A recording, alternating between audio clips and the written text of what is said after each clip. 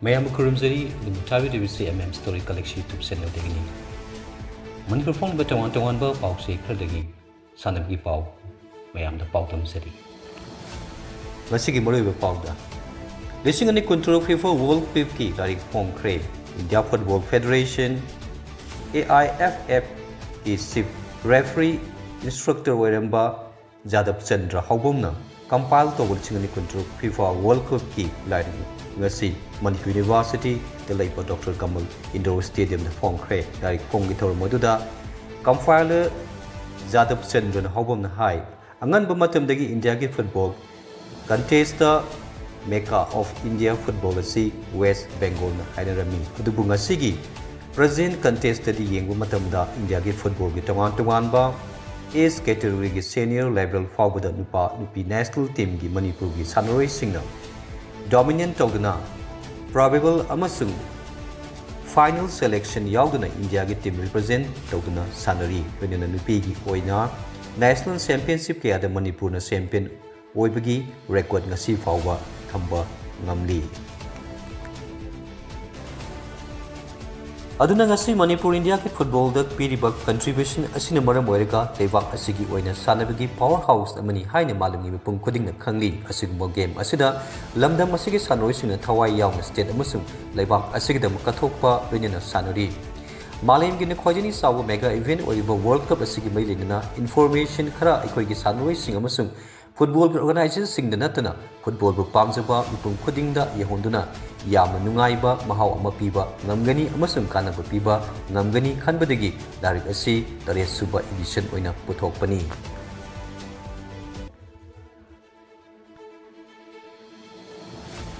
Jadab Center makha taduna mamangda hana sizinaramba VAR video assistant referee da dami pandi ni kuntra second janglam badhundaki world cup asidadi connected ball technology sinaduna millisecond referee sina match adu line handle toba ngamlagani masigi matakta FIFA program adu oiriba club benefit program sida malim gi oiriba club singbu kanaba fanggadori program asigi makhada world cup sanagadori ba player amamamdagi club aduna $12,000 gi fee oina fanglagani Handaka thana tare suba edition oina puthokli Lairik Phongkhre thorom aduda Kairao AC MLA L Rameswar Mitei Yas retired Commissioner Dr. R.K. Nimai ISS Manipur University School of Medical Sciences ke Dean Professor Dr. A.K. Zoy Manipur University Physical Education and Sports Science ki SHOD Professor L. Thambal Mas ki former Director D. Phongkhre Manipur University ke Assistant Director of Sports Dr. C.H. Pradeep DFA Thobal President Mutumani IED FC ke President H. Chulzoy DHA Sandil ke President TH Samna Anal MPS Sports Writer Saraschandra Thiam Asian Football Confederation ki match Commissioner S. Khamba AIFF Sigi Referee SS L. Ajit Kumar amasung ex FIFA Referee Kennedy Sapamna Presidium Member oina saruk yakhi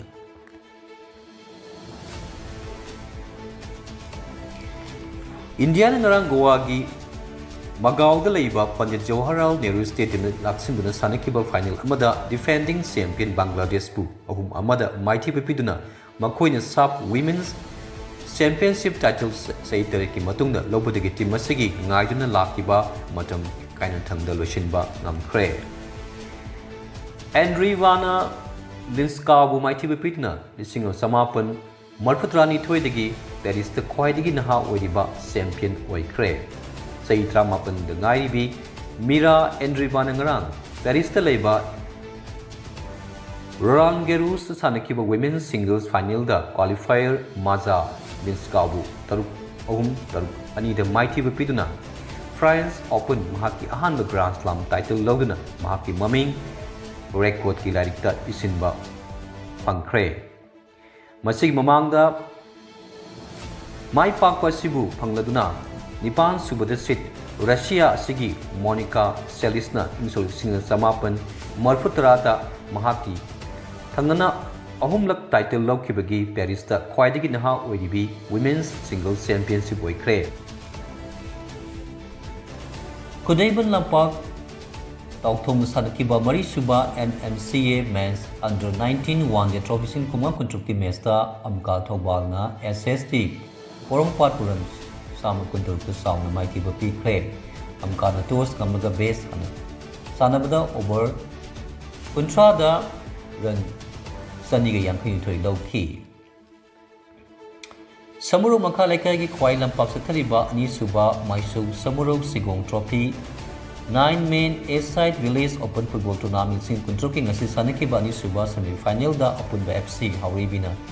side FC ꯈꯦꯇ꯭ꯔꯤꯒꯥꯎꯕꯨ ꯄꯦꯅꯥꯜꯇꯤꯗ ꯒꯣꯜꯗ 9-3ꯗ ꯊꯣꯏꯗꯨꯅ final ꯆꯪꯈ꯭ꯔꯦ꯫ Samaram football club FC Samaram ꯁꯤꯟꯗꯨꯅ team 19 group 3 ꯊꯣꯛꯅ ꯈꯥꯏꯗꯣꯛꯇꯨꯅ March ꯊꯥꯒꯤ 22ꯗꯒꯤꯅ SFC Samram Ground ꯆꯠꯊꯔꯛꯈꯤꯕ ꯃꯔꯤꯁꯨꯕ Samram Trophy State Level Open Football Tournament 2026ꯀꯤ ꯃꯄꯨ Zone FC ꯑꯆꯥꯟ ꯕꯤꯒꯩꯅ ꯑꯣꯏꯈ꯭ꯔꯦ꯫ ꯇꯨꯔꯅꯥꯃꯦꯟ ꯑꯁꯤꯒꯤ ꯉꯁꯤ ꯍꯣꯁ ꯇꯤꯝ SFC Samram ꯑꯃꯁꯨꯡ Zone FC ꯑꯆꯥꯟ ꯕꯤꯒꯩ ꯑꯅꯤꯒꯤ ꯁꯥꯟꯅꯈꯤꯕ ꯐꯥꯏꯅꯦꯜꯗ ꯃꯦꯆꯇ Zone FC ꯑꯆꯥꯟ ꯕꯤꯒꯩꯅ ꯒꯣꯜ 2-1ꯗ ꯃꯥꯏ ꯄꯥꯛꯈꯤ꯫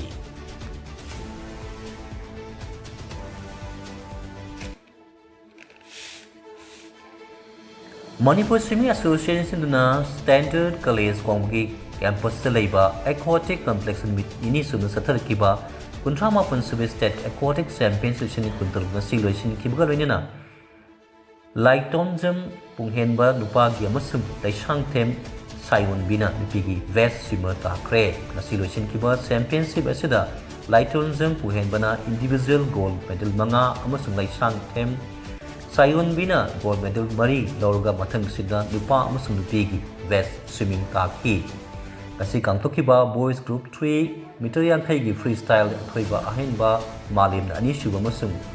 Arindam Ahum Suba Position Taki Group 5 Ki Meters Yankhaigi Freestyle Event Yohenba Mitain Ahanba Vivek Lemon Anishuba Masung Arune Ahum Suba Taki Boys Group 5 Base Stroke Eventa Vivek Lebana Ahanba Yohenba Anishuba Masung Tol Senbana Ahum Suba Taki Boys 4G Meter Yankhaigi Freestyle Da Lan Senbana Ahanba Rio Nanishuba Niranjana Ahum Suba Position Taki Matang Sumi Phongkhre Tongan Tongan Ba Pau Se Khatagi Tanwi Pau Pau Kam Jagat Tension Seri Memo Kana Kurum Seri